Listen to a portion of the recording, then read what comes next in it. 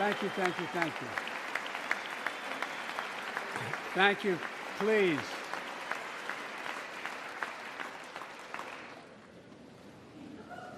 Mr. Speaker, Madam Vice President, our First Lady and Second Gentleman, good to see you guys up there. Members of Congress,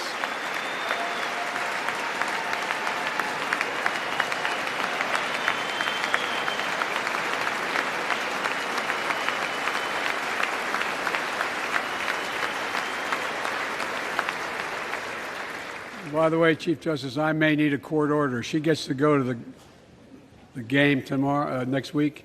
I have to stay home. Got to work something out here.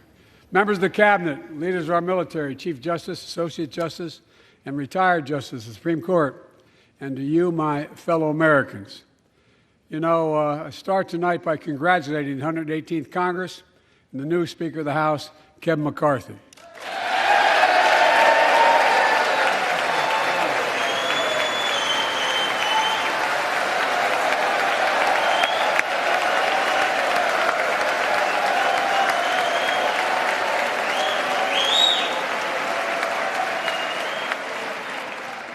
Speaker, I don't want to ruin your reputation, but I look forward to working with you. And I want to congratulate the new leader of the House Democrats, the first African-American minority leader in history, Hakeem Jeffries.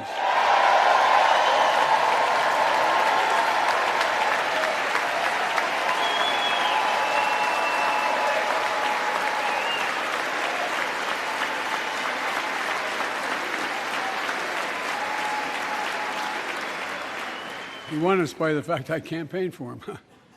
Congratulations to the longest-serving leader in the history of the United States Senate, Mitch McConnell. Where are you, Mitch?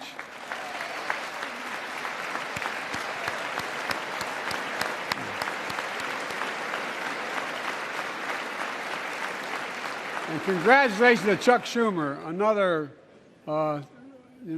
term as Senate Minority Leader. I think you.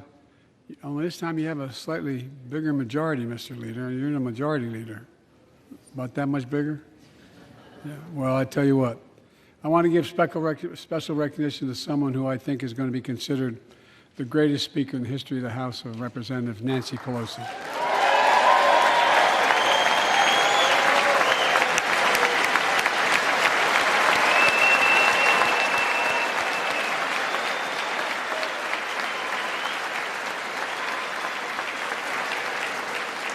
Folks, the story of America is a story of progress and resilience, of always moving forward, of never, ever giving up. It's a story unique among all nations. We're the only country that has emerged from every crisis we've ever entered stronger than we got into it. Look, folks, that's what we're doing again. 2 years ago, the economy was reeling. I stand here tonight after we've created, with the help of many people in this room, 12 million new jobs, more jobs created in 2 years than any president's created in 4 years, because of you all, because of the American people.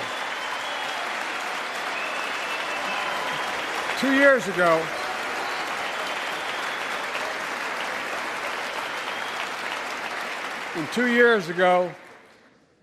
COVID had shut down, our businesses were closed, our schools were robbed of so much, and today, COVID no longer controls our lives. And 2 years ago, democracy faced its greatest threats in civil war. And today, though bruised, our democracy remains unbowed and unbroken.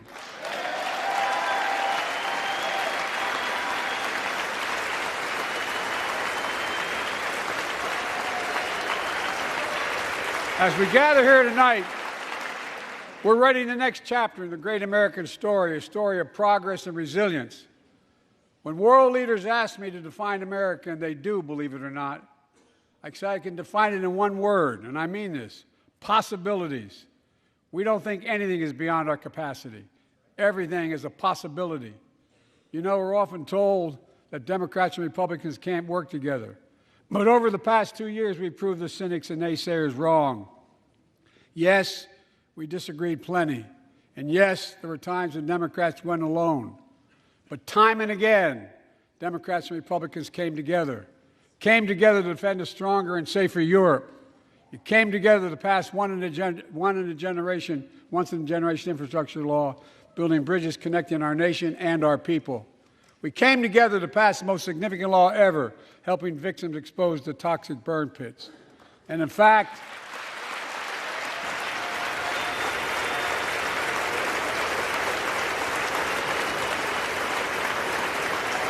it was important.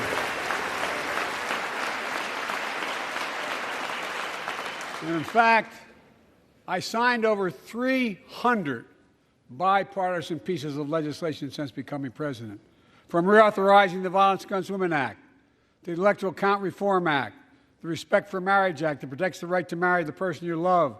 And to my Republican friends, if we could work together the last Congress, there's no reason we can't work together and find consensus on important things in this Congress as well. I think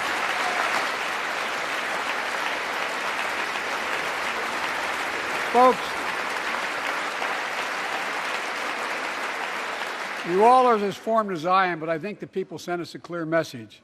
Fighting for the sake of fighting, power for the sake of power, conflict for the sake of conflict gets us nowhere. That's always been my vision of our country, and I know it's many of yours. To restore the soul of this nation, to rebuild the backbone of America, America's middle class, and to unite the country. We've been sent here to finish the job, in my view. For decades, the middle class has been hollowed out in more than, and not no one administration, but for a long time. Too many good-paying manufacturing jobs move overseas. Factories closed down. Once thriving cities and towns that many of you represent became shadows of what they used to be. And along the way, something else we lost: pride, our sense of self-worth. I ran for president to fundamentally change things, to make sure our economy works for everyone, so we can all feel that pride in what we do. To build an economy from the bottom up and the middle out, not from the top down.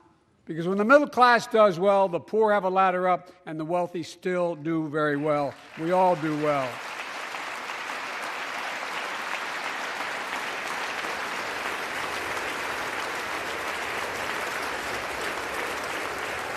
I know a lot of you always kid me for always quoting my dad, but my dad used to say, Joey, a job's about a lot more than a paycheck. He really would say this. It's about a lot more than a paycheck. It's about your dignity. It's about respect. It's about being able to look your kid in the eye and say, honey, it's going to be okay, and mean it. Well, folks, so let's look at the results. We're not finished yet by any stretch of the imagination, but unemployment rate is at 3.4%, a 50-year low. A near record unemployment. Near record unemployment for black and Hispanic workers. We've already created, with your help, 800,000 good-paying manufacturing jobs, the fastest growth in 40 years.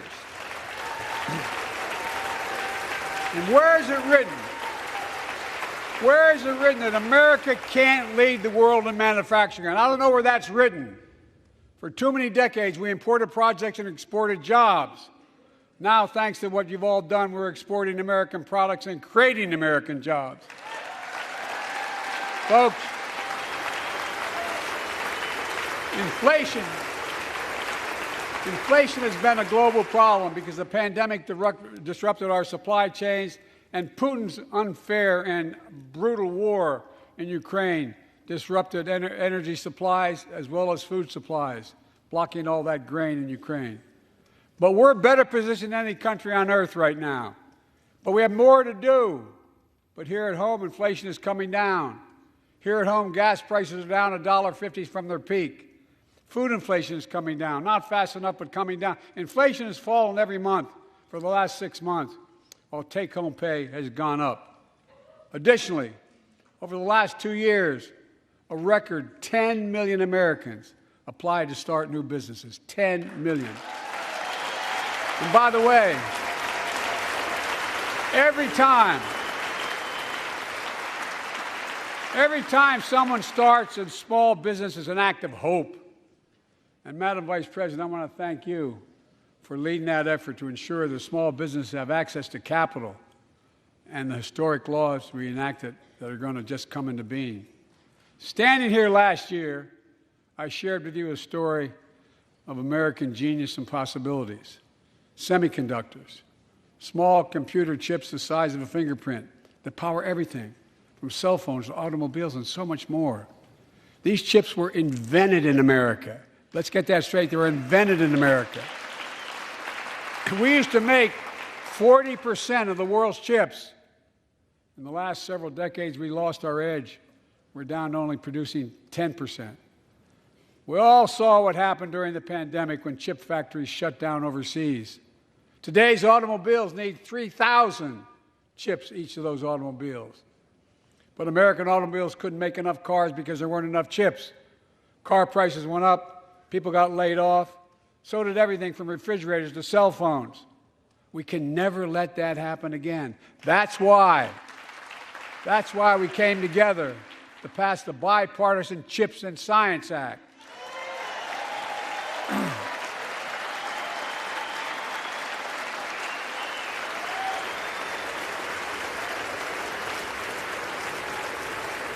Folks, I know I've been criticized for saying this, but I'm not changing my view. We're going to make sure the supply chain for America begins in America. The supply chain begins in America. We've already created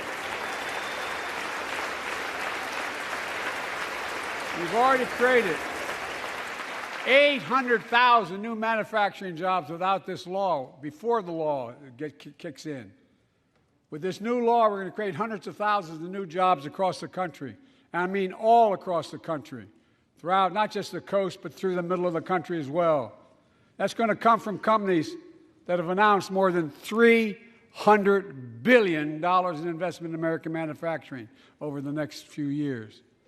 Outside of Columbus, Ohio, Intel is building semiconductor factories on 1,000 acres, literally a field of dreams. It's going to create 10,000 jobs, that one investment, 7,000 construction jobs, 3,000 jobs in those factories once they're finished. They call them factories. Jobs paying an average of $130,000 a year, and many do not require a college degree.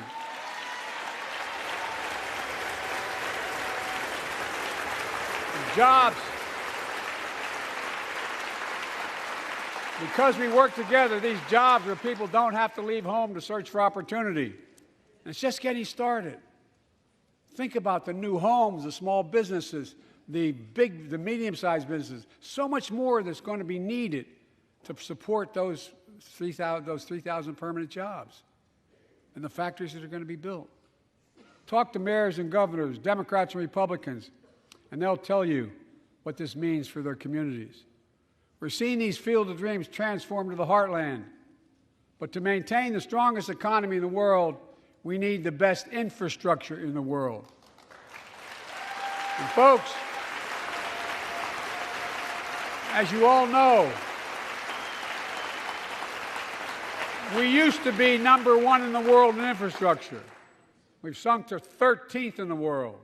The United States of America, 13th in the world in infrastructure, modern infrastructure. But now we're coming back because we came together and passed the bipartisan infrastructure law, the largest investment in infrastructure since President Eisenhower's interstate highway system.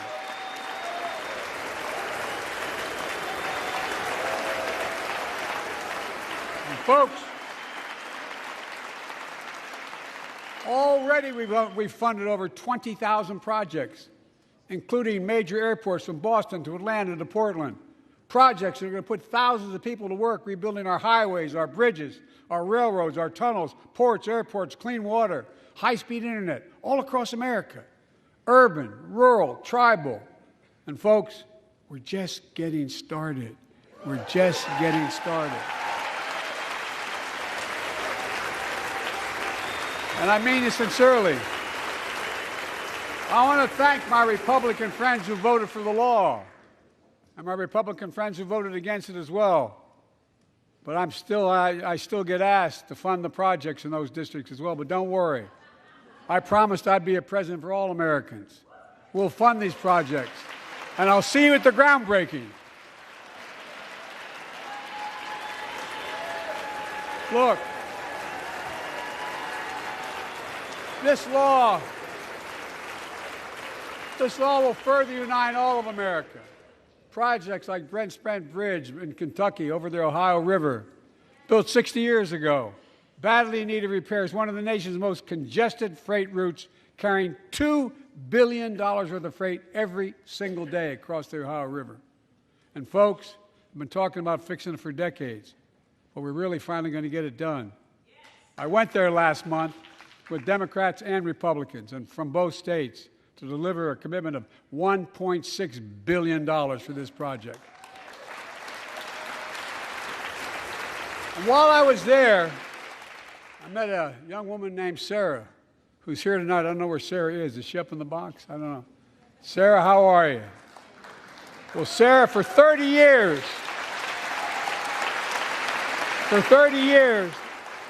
I learned, she told me she'd been a proud member of the Iron Workers Local 44, known as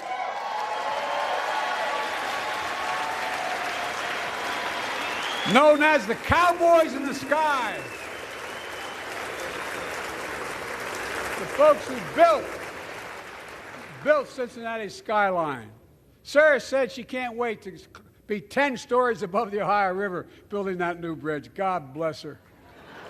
That's pride. And that's what we're also building. We're building back pride. Look, we're also replacing poisonous lead pipes that go into 10 million homes in America, 400,000 school and child care centers. So every child in America can drink the water instead of having permanent damage to their brain. Look, we're making sure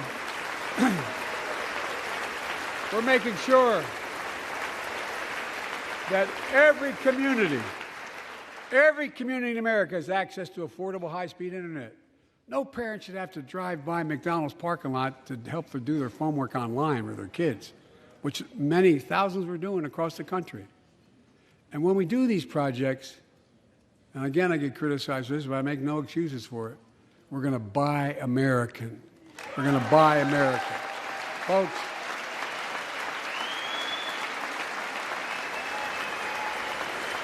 and it's totally consistent with international trade rules. Buy America has been the law since 1933, but for too long, past administrations, Democrat and Republican, have fought to get around it. Not anymore.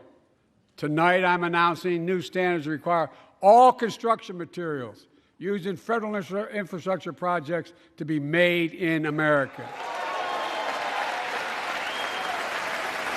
Made in America. I mean it.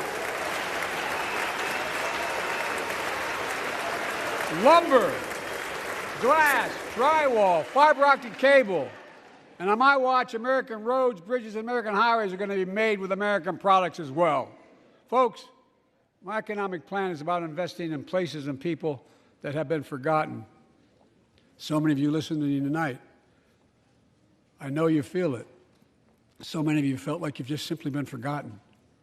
Amid the economic upheaval of the past 4 decades, too many people have been left behind and treated like they're invisible. Maybe that's you watching from home. Remember the jobs that went away. You remember them, don't you? The folks at home remember them.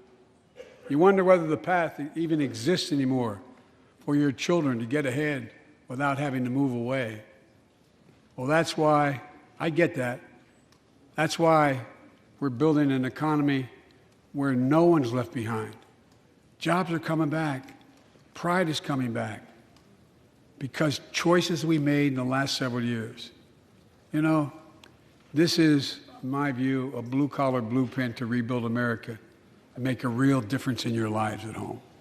For example, too many of you lay in bed at night like my dad did, staring at the ceiling, wondering what in God's name happens if your spouse gets cancer or your child gets deadly ill, or something happens to you. What are you going to have? You get money to pay for those medical bills? Or are you going to have to sell the house or try to get a second mortgage on it? I get it. I get it. With the Inflation Reduction Act that I signed into law, We're taking on powerful interests to bring healthcare costs down so you can sleep better at night with more security. You know, we pay more for prescription drugs than any nation in the world. Let me say it again. We pay more for prescription drugs than any major nation on earth. For example, 1 in 10 Americans has diabetes. Many of you in this chamber do, and in the audience. But every day, millions need insulin to control their diabetes so they can literally stay alive. Insulin's been around for over 100 years. The guy who invented it didn't even patent it because he wanted it to be available for everyone. It cost the drug companies roughly $10 a vial to make that insulin. Packaging and all, you may get up to $13. But Big Pharma has been unfairly charging people hundreds of dollars, $400 to $500 a month, making record profits. Not anymore. Not anymore.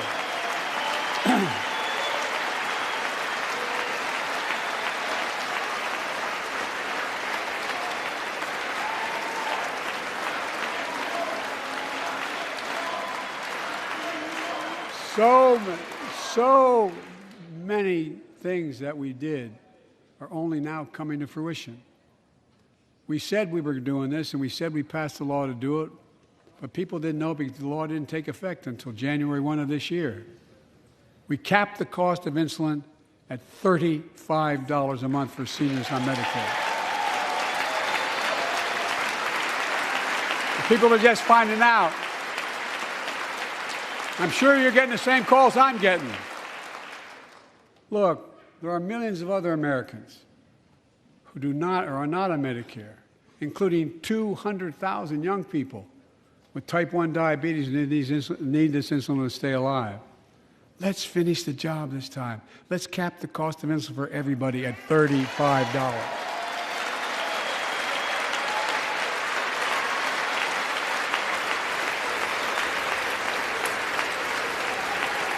Folks, and Big Pharma is still going to do very well, I promise you all. I promise you they're going to do very well. This law also caps and won't even go into effect until 2025. It costs out-of-pocket drug costs for seniors on Medicare at a maximum of $2,000 a year. You don't have to pay more than $2,000 a year, no matter how much your drug costs are. Because you know why? You all know it. Many of you, like many in my family, have cancer. You know the drugs can range from $10,000, $11,000, $14,000, $15,000 for the cancer drugs. And if drug prices rise faster than inflation, drug companies are going to have to pay Medicare back the difference. And we're finally giving Medicare the power to negotiate drug prices. Bringing down prescription drug costs doesn't just save seniors money, it cuts the federal deficit by billions of dollars, by hundreds of billions of dollars.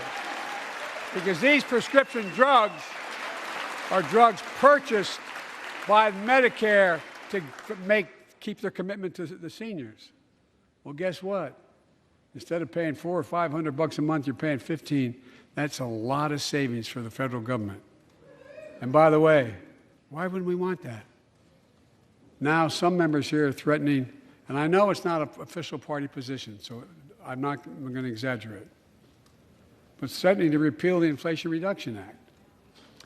As my coach, that's okay, that's fair. As my football coach used to say, lots of luck in your senior year. Make no mistake, if you try anything to raise the cost of prescription drugs, I will veto it. Look, I'm pleased to say that more Americans have health insurance now than ever in history. A record 16 million people are enrolled in the Affordable Care Act. And thanks to the law I signed last year, saving millions are saving $800 a year on their premiums. And by the way, that law was written and the benefit expires in 2025. So my plea to some of you, at least in this audience, let's finish the job and make these savings permanent. Expand coverage of Medicaid.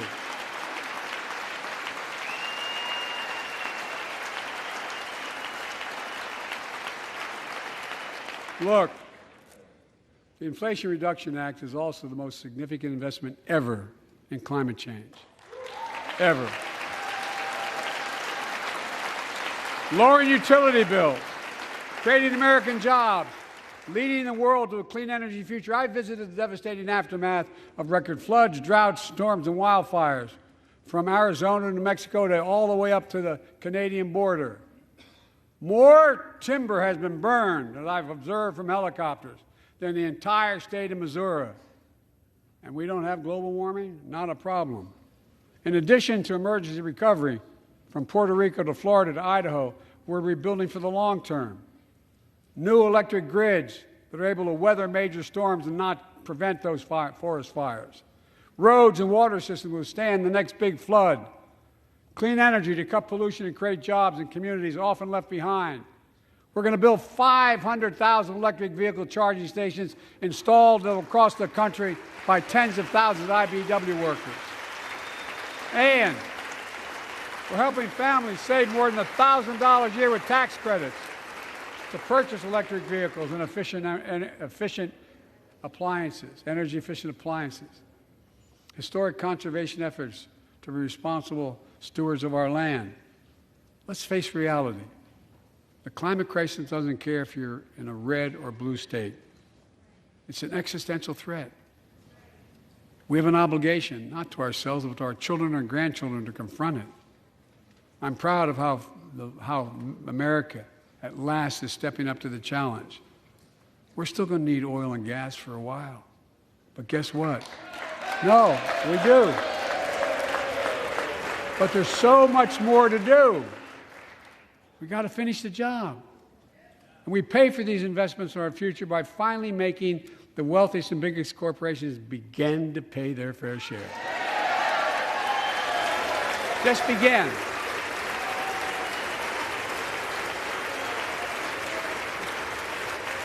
Look, I'm a capitalist. But pay your fair share.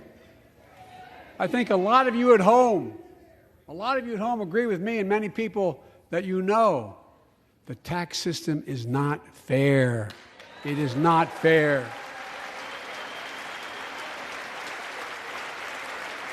Look,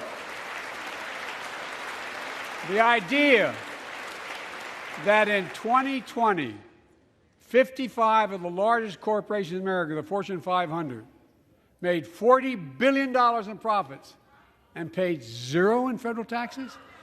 Zero? Folks, it's simply not fair. But now, because of the law I signed, billion-dollar companies have to pay a minimum of 15%. God love them. 15%. That's less than a nurse pays.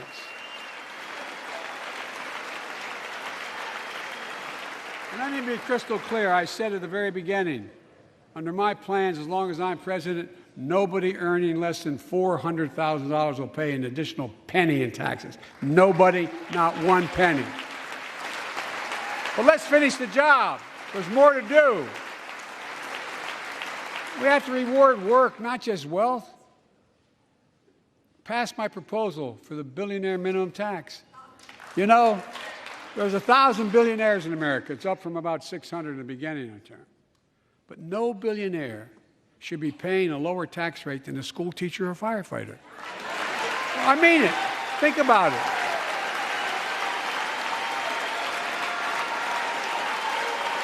I mean, look.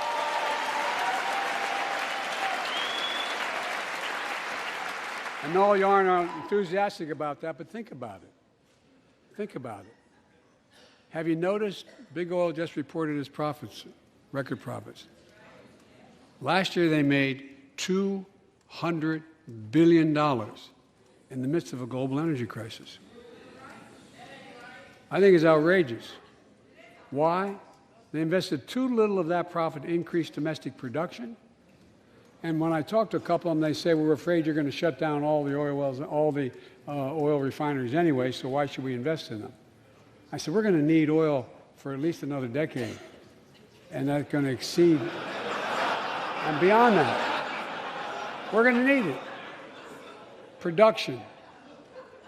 If they had, in fact, invested in the production to keep gas prices down, instead, they used the record profits to buy back their own stock, rewarding their CEOs and shareholders. Corporations ought to do the right thing. That's why I propose we quadruple the tax on corporate stock buybacks and encourage long-term investments. They'll still make considerable profit. Let's finish the job and close the loopholes that allow very wealthy to avoid paying their taxes. Instead of cutting the number of audits for wealthy taxpayers, I just signed a law to reduce the deficit by $114 billion by cracking down on wealthy tax cheats. That's being fiscally responsible.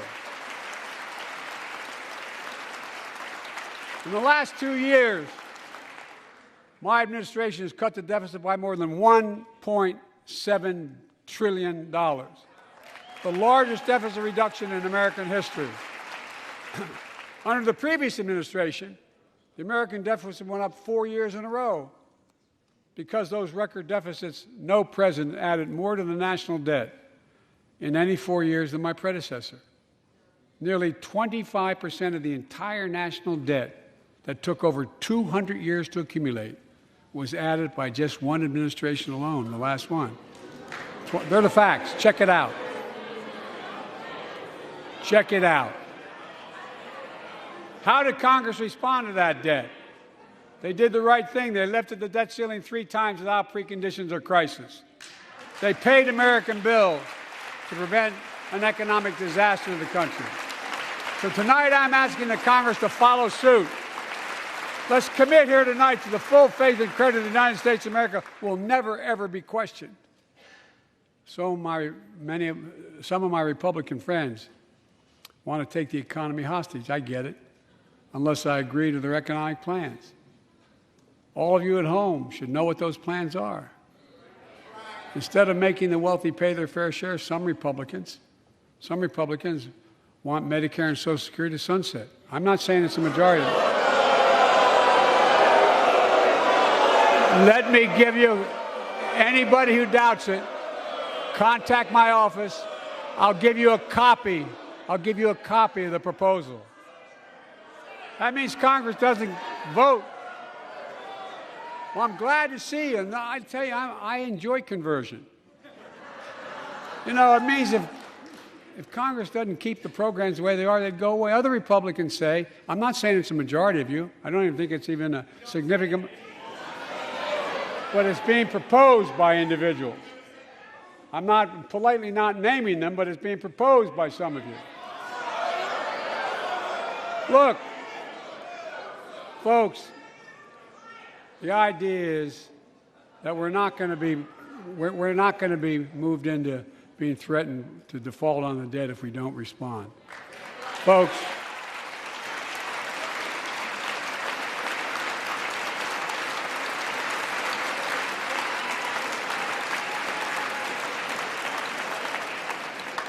Folks, as we all apparently agree, Social Security and Medicare is off the books now, right?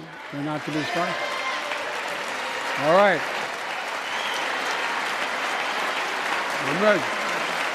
We got unanimity.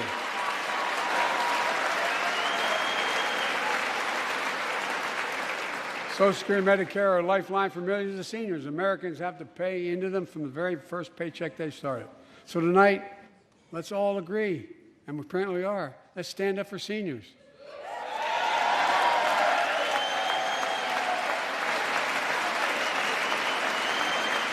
Stand up and show them. We'll not cut Social Security. We will not cut Medicare. Those benefits belong to the American people. They earned it. And if anyone tries to cut Social Security, which apparently no one's going to do, and if anyone tries to cut Medicare, I'll stop them. I'll veto it. And look, I'm not going to allow them to take away be taken away. Not today, not tomorrow, not ever. But apparently it's not going to be a problem. Next month, when I offer my fiscal plan, I ask my Republican friends to lay down their plan as well. I really mean it. Let's sit down together and discuss our mutual plans together. Let's do that.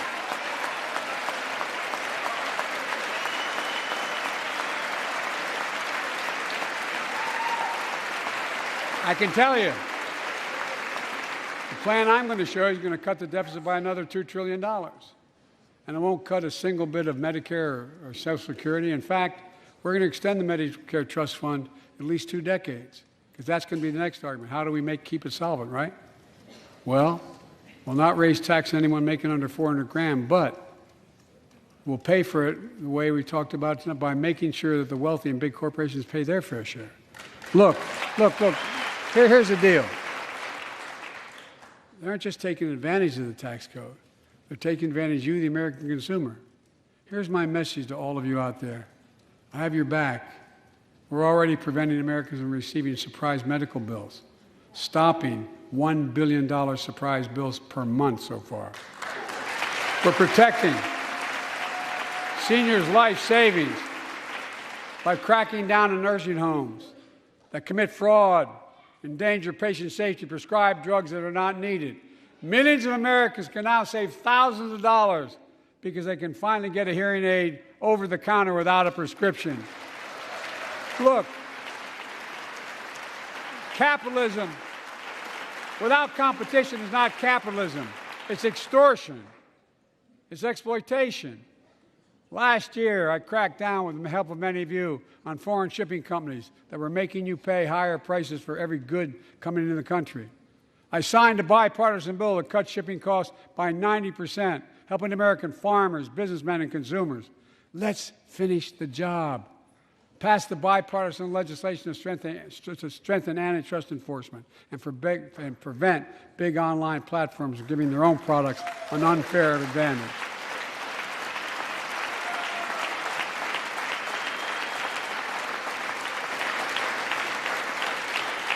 My administration is also taking on junk fees, those hidden surcharges too many companies use to make you pay more.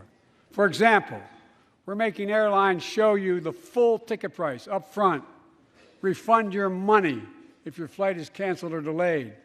We've reduced exorbitant bank overdrafts by saving consumers more than $1 billion a year.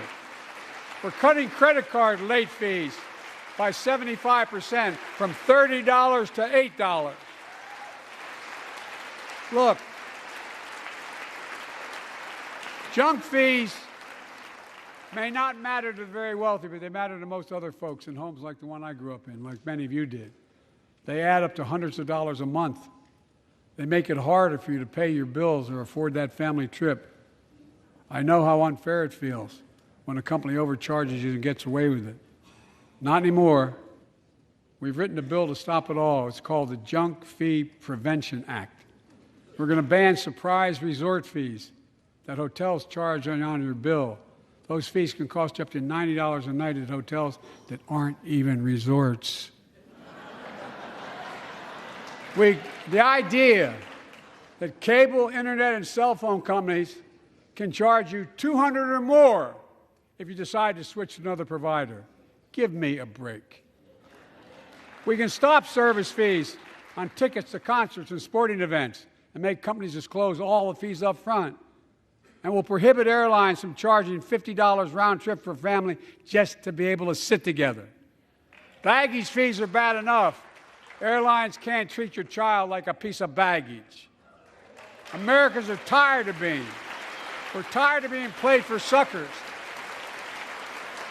So pass the Junk Fee Prevention Act so companies stop ripping us off. For too long, workers have been getting stiffed, but not anymore. We're beginning to restore the dignity of work. For example, I should have known this, but I didn't until 2 years ago. 30 million workers have to sign non-compete agreements for the jobs they take. 30 million. So a cashier at a burger place can't walk across town and take the same job at another burger place and make a few bucks more. It just changed. But they just changed it because we exposed it. That was part of the deal, guys. Look it up. But not anymore. We're banning those agreements, so companies have to compete for workers and pay them what they're worth.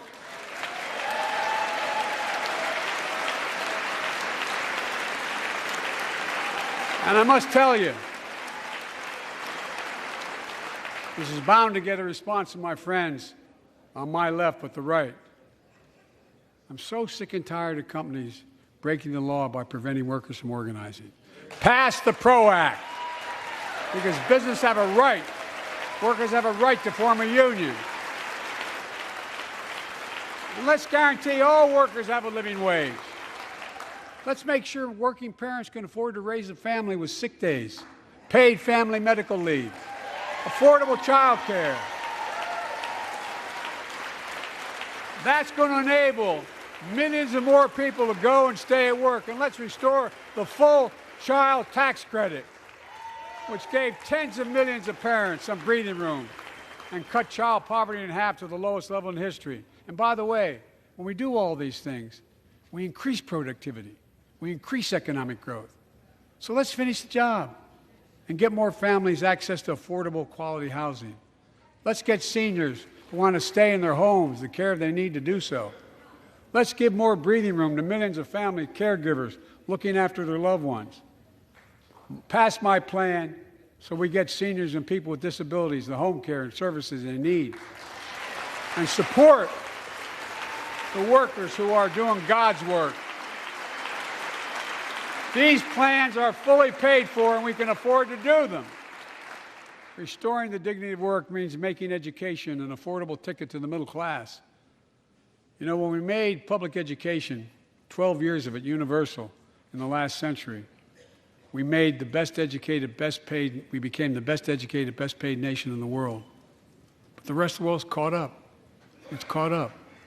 Jill, my wife, who teaches full time, has an expression. I hope I get it right, kid. Any nation that out-educates us is going to out-compete us. Any nation that out-educates is going to out-compete us.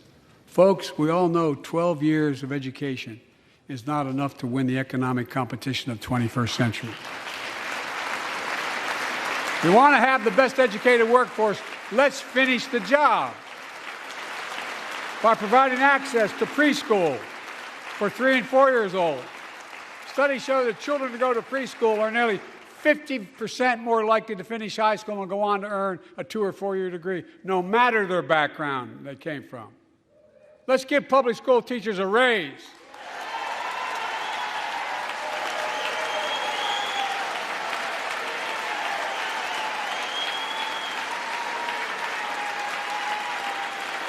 We're making progress by reducing student debt, increasing Pell Grants for working and middle-class families.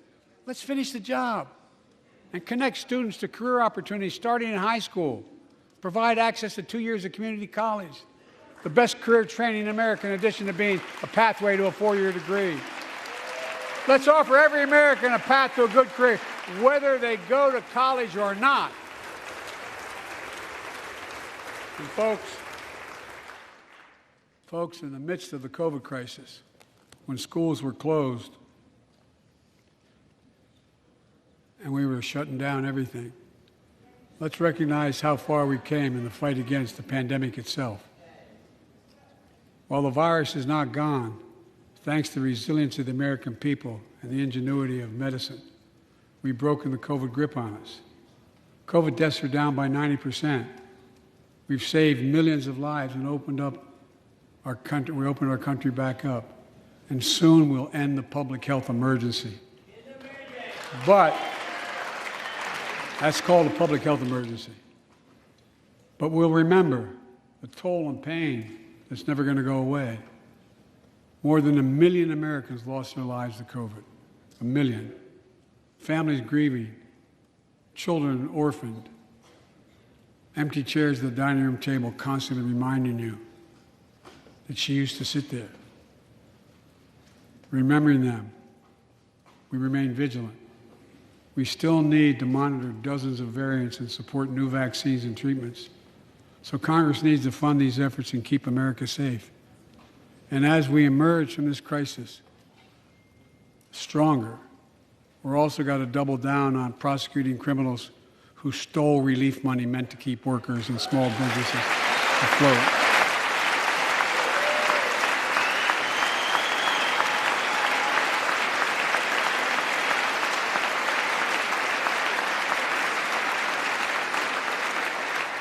Before I came to office, you remember, during that campaign, the big issue was about inspector generals who would protect taxpayers' dollars who were sidelined.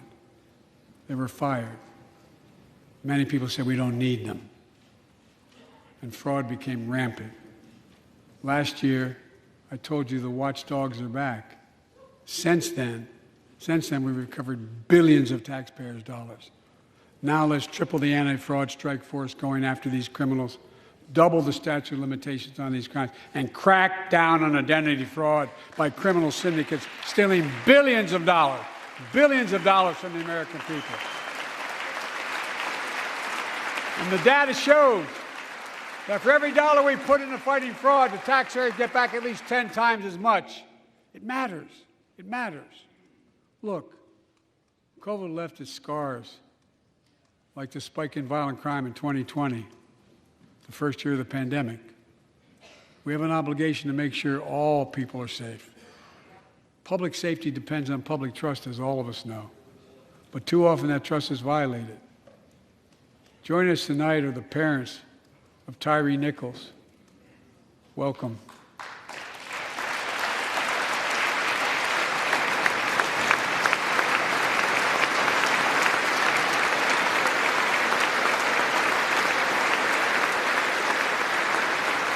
We had to bury Tyree last week. As many of you personally know, there's no words to describe the heartache or grief of losing a child. But imagine if you lost that child at the hands of the law. Imagine having to worry whether your son or daughter came home from walking down the street, or playing in the park, or just driving a car. Most of us in here have never had to have the talk that brown and black parents have had to have with their children. Bo, Hunter, Ashley, my children, I never had to have the talk with them. I never had to tell them if a police officer pulls you over, turn your interior lights on right away. Don't reach for your license. Keep your hands on the steering wheel. Imagine having to worry like that every single time your kid got in a car. Here's what Tyree's mother shared with me when I spoke to her. When I asked her how she finds the courage to carry on and speak out. With the faith of God, she said her son was, quote, a beautiful soul, and something good will come of this. Imagine how much courage and character that takes. It's up to us, to all of us. We all want the same thing. Neighborhoods free of violence. Law enforcement who earns the community's trust. Just as every cop, when they pin on that badge in the morning, has a right to be able to go home at night, so does everybody else out there. Our children have a right to come home safely. Equal protection under the law is a covenant we have with each other in America. We know police officers put their lives on the line every single night and day. And we know we ask them in many cases to do too much, to be counselors, social workers, psychologists, responding to drug overdoses, mental health crises, and so much more. In one sense, we ask much too much of them. I know most cops and their families are good, decent, honorable people, the vast majority. But they risk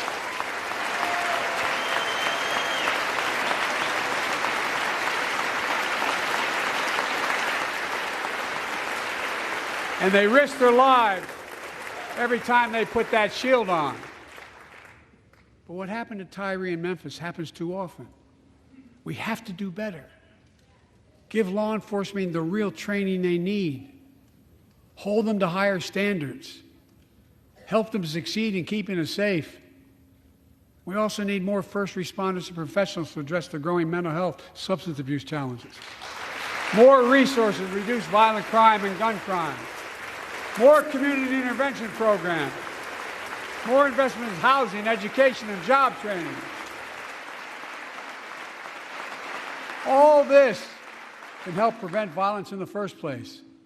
And when police officers or police departments violate the public trust, they must be held accountable. With the support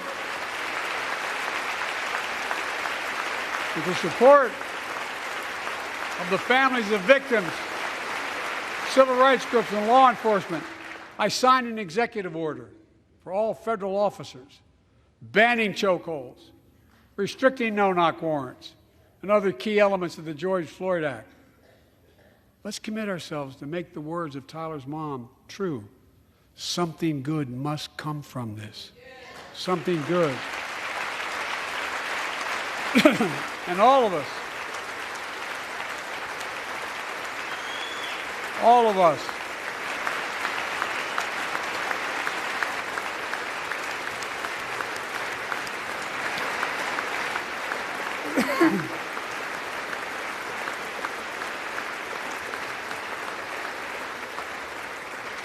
folks, it's difficult, but it's simple. All of us in this chamber, we need to rise to this moment. We can't turn away.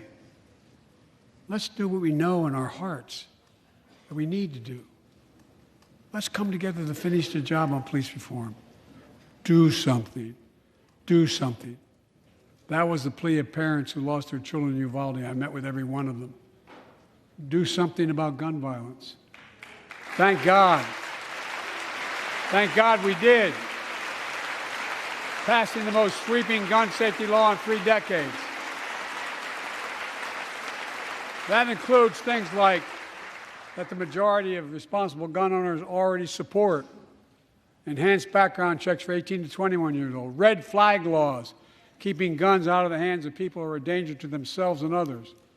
But we know our work is not done. Joining us tonight is Brandon Say, a 26-year-old hero.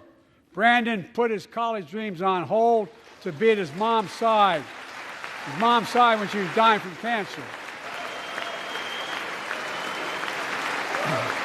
And Brandon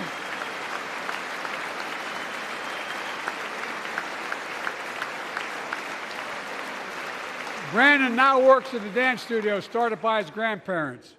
And 2 weeks ago, during the Lunar New Year celebrations, he heard the studio door close, and he saw a man standing there pointing a semi-automatic pistol at him. He thought he was going to die, but he thought about the people inside. And in that instant, he found the courage to act and wrestled a semi-automatic pistol away from the gunman who had already killed 11 people in another dance studio.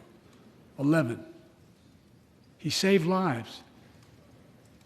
It's time we do the same. Ban assault weapons now.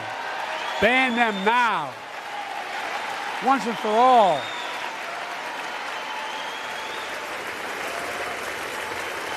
I led the fight to do that in 1994. In 10 years, that ban was law and mass shootings went down. After we let it expire in the Republican administration, mass shootings tripled. Let's finish the job and ban these assault weapons. And let's also come together on immigration. Make it a bipartisan issue once again.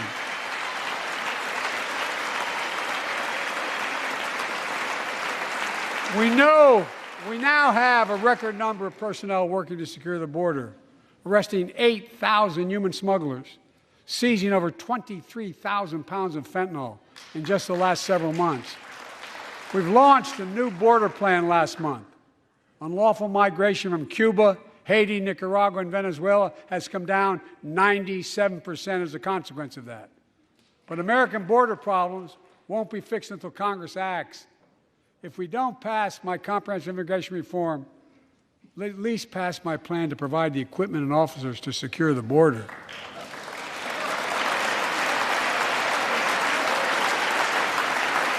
And a pathway to citizenship for dreamers those on temporary status, farm workers, essential workers. Here in the People's House, it's our duty to protect all the people's rights and freedoms. Congress must restore the right and the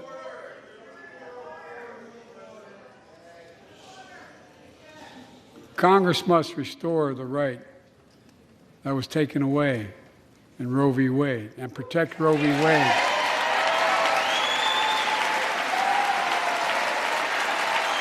Give every woman a constitutional right. The Vice President and I are doing everything to protect access to reproductive health care and safeguard patient safety. But already more than a dozen states are enforcing extreme abortion bans. Make no mistake about it.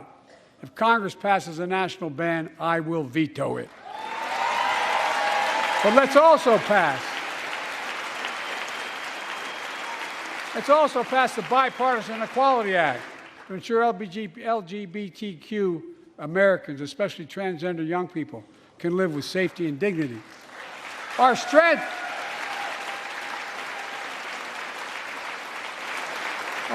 is not just the example of our power, but the power of our example. Let's remember the world's watching. I spoke in this chamber 1 year ago, just days after Vladimir Putin unleashed his brutal attack against Ukraine. A murderous assault, evoking images of death and destruction Europe suffered in World War II. Putin's invasion has been a test for the ages, a test for America, a test for the world. Would we stand for the most basic of principles? Would we stand for sovereignty? Would we stand for the right of people to live free of tyranny? Would we stand for the defense of democracy?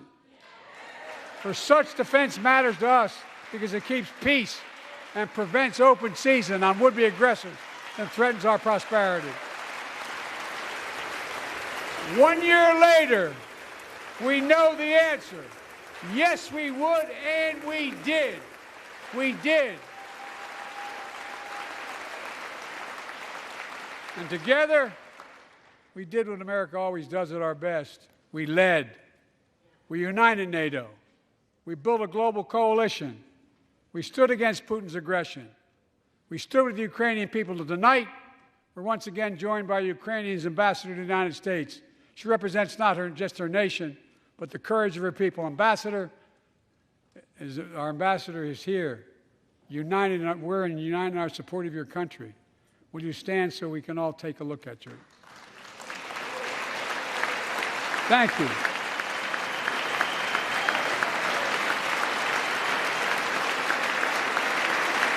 Because we're going to stand with you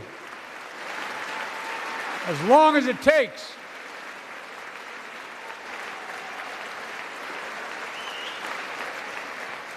Our nation is working for more freedom, more dignity, more peace, not just in Europe, but everywhere.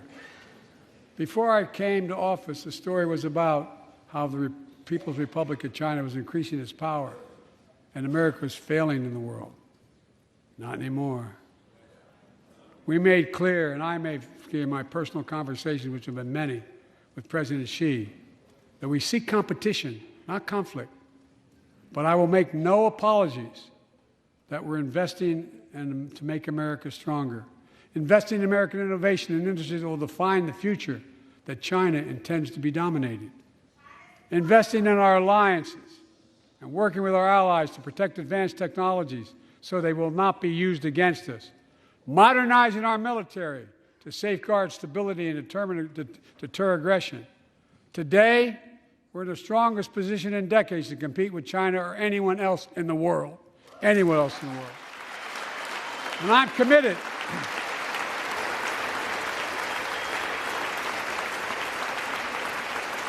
I'm committed to work with China where we can advance American interests and benefit the world. But make no mistake about it.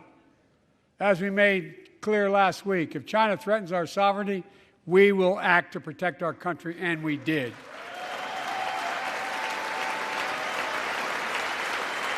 Look,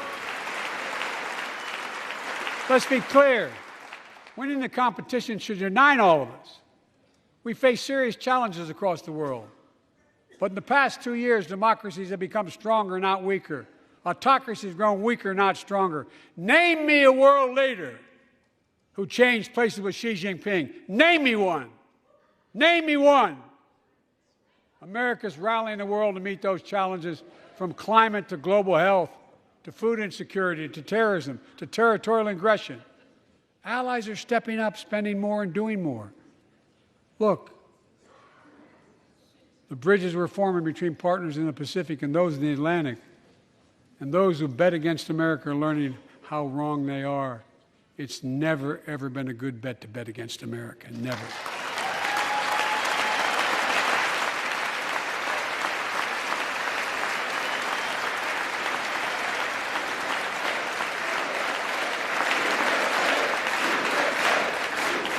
Well, when I came to office, most assured that bipartisanship assumed was impossible, but never believed it. That's why a year ago I offered a unity agenda to the nation as I stood here. We made real progress together. We passed a law making it easy for doctors to prescribe effective treatments for opioid addiction. We passed the gun safety law, making historic investments in mental health. We launched the ARPA-H drive for breakthrough in the fights against cancer, Alzheimer's, and diabetes, and so much more. We passed the Heath Robinson PACT Act, named after the late Iraq War veteran whose story about exposure to toxic burn kits I shared here last year.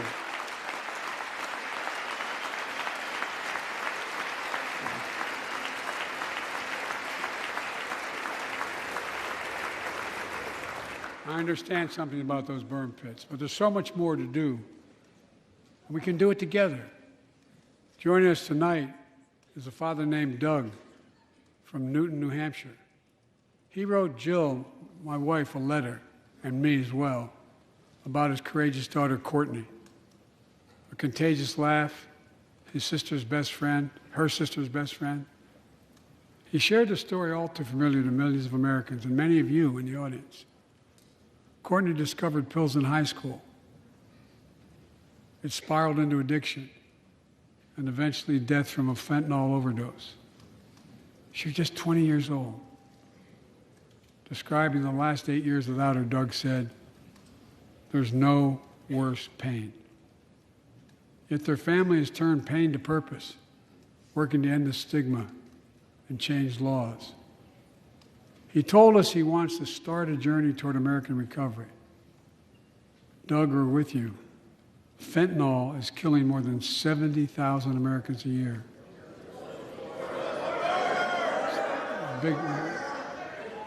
You got it.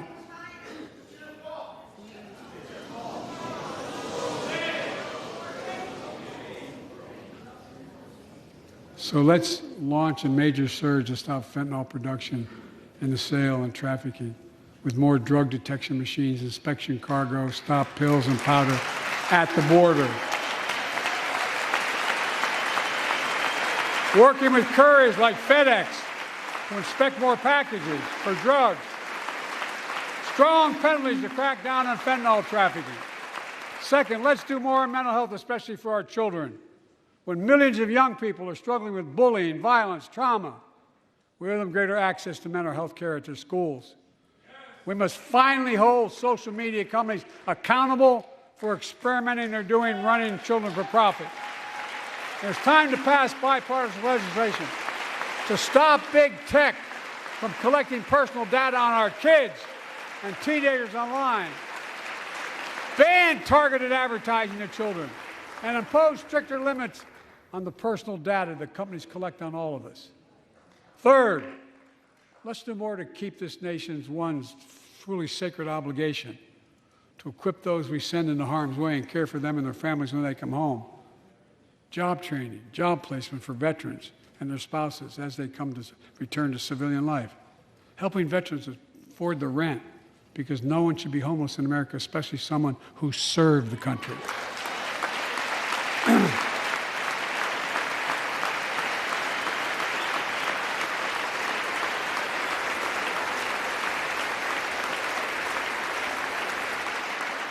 Dennis McDonough is here, of the VA. We had a first real discussion when I asked him to take the job.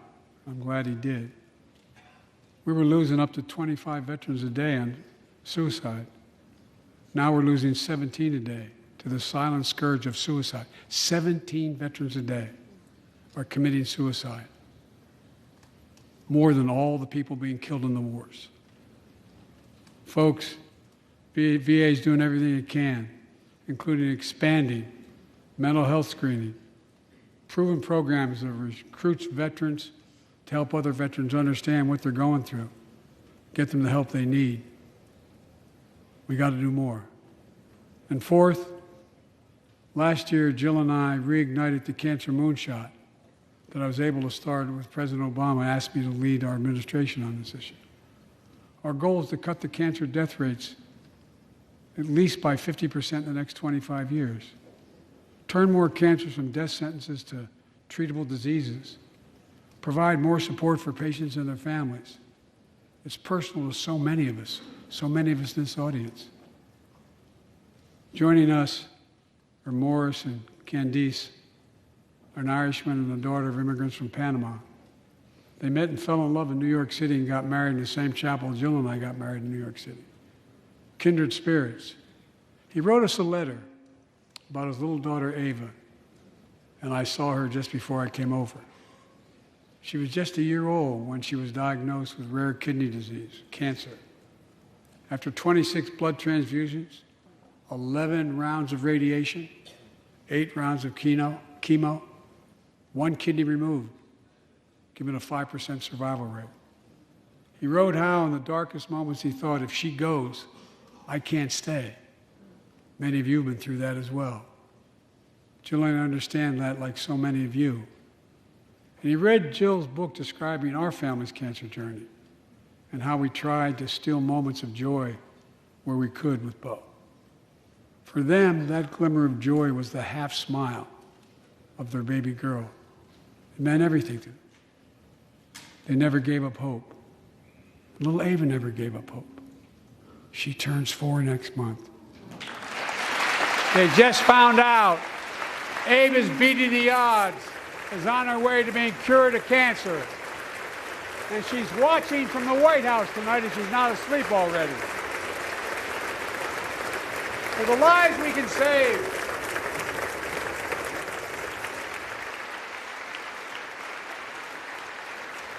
for the lives we can save and the lives we've lost, let this be a truly American moment that rallies the country and the world together and proves that we can still do big things.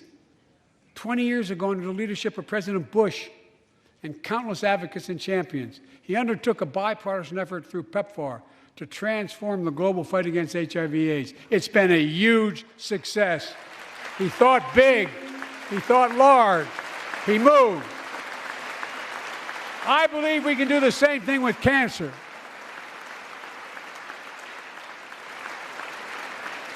Let's end cancer as we know it. Cure some cancers once and for all.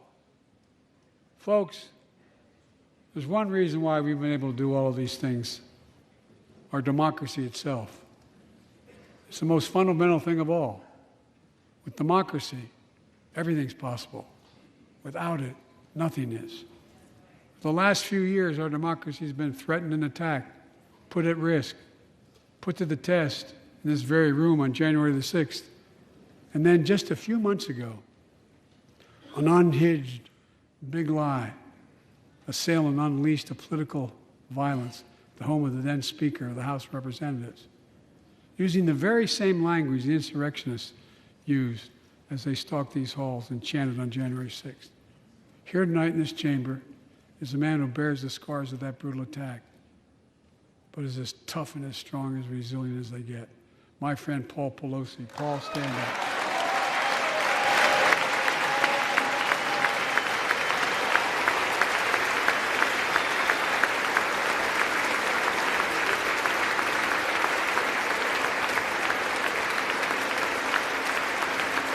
But such a heinous act should have never happened. We must all speak out. There's no place for political violence in America. We have to protect the right to vote, not suppress the fundamental right. Honor the results of our elections, not subvert the will of the people. We have to uphold the rule of law and restore trust in our institutions of democracy. And we must give hate and extremism in any form no safe harbor.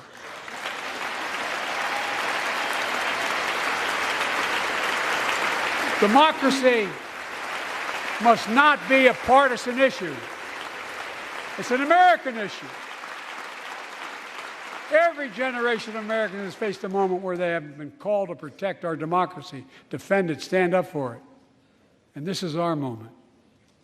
My fellow Americans, we meet tonight at an inflection point, one of those moments that only a few generations ever face, where the direction we now take is going to decide the course of this nation for decades to come. We're not bystanders of history. We're not powerless before the forces that confront us. It's within our power of we the people. We're facing the test of our time. We have to be the nation we've always been at our best, optimistic, hopeful, forward-looking. A nation that embraces light over dark, hope over fear, unity over division, stability over chaos.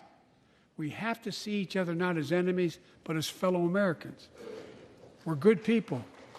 The only nation in the world built on an idea, the only one.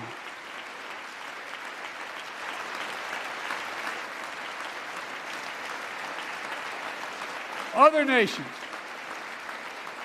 are defined by geography, ethnicity, but we're the only nation based on an idea that all of us, every one of us, is created equal in the image of God.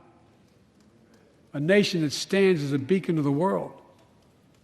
A nation in a new age of possibilities. So I've come to fulfill my constitutional obligation to report in the State of the Union. And here's my report. Because the soul of this nation is strong, because the backbone of this nation is strong, because the people of this nation are strong, the State of the Union is strong.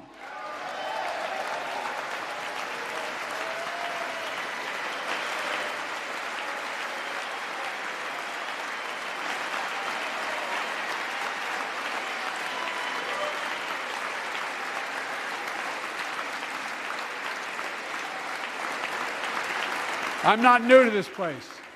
I stand here tonight having served as long as about any one of you have ever served here. But I've never been more optimistic about our future, about the future of America. We just have to remember who we are. We're the United States of America, and there's nothing beyond our capacity if we do it together. God bless you all, and may God protect our troops. Thank you.